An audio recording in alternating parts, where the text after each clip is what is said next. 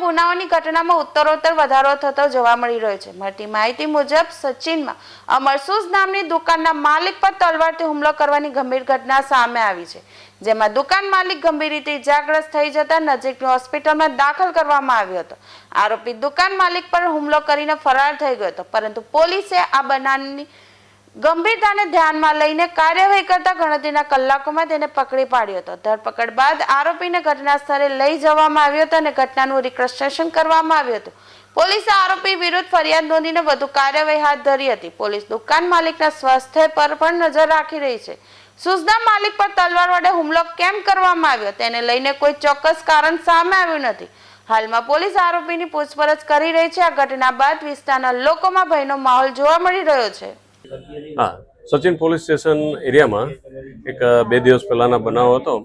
આજે આપણે જોઈએ છે દુકાન જે છે બૂટ ચપ્પલના દુકાન છે, ત્યાં આ એક ખરીદાર આવ્યા હતા અને અહીંયા વેપારી સાથે માથાકૂટ થયેલા હતા।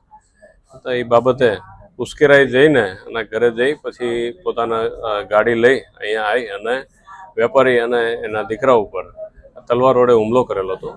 એ બાબતે સચિન પોલીસ સ્ટેશનના જે કનકપુર ચોકી છે એના અધિકારી સિંઘ સાહેબ તથા અમારા ડી સ્ટાફના પીએસઆઈ શ્રી ડામોર સાહેબ અને સાથેનો સ્ટાફ બિલકુલ એક્ટિવ થઈને આરોપીના પકડવા માટે તજવીજ હાથ ધરેલી હતી। આરોપી જે તે સમયે નાસી ભાગી ચૂક્યો હતો, પરંતુ મહેનત કરતા એને પકડી પાડેલો હતા અને આજરોજ જે બનાવ બન્યો હતો એ સ્થળ ઉપર એના રિકન્સ્ટ્રક્શન પંચનામાના કામે હાલ અત્યારે અમે સ્થળ ઉપર છે।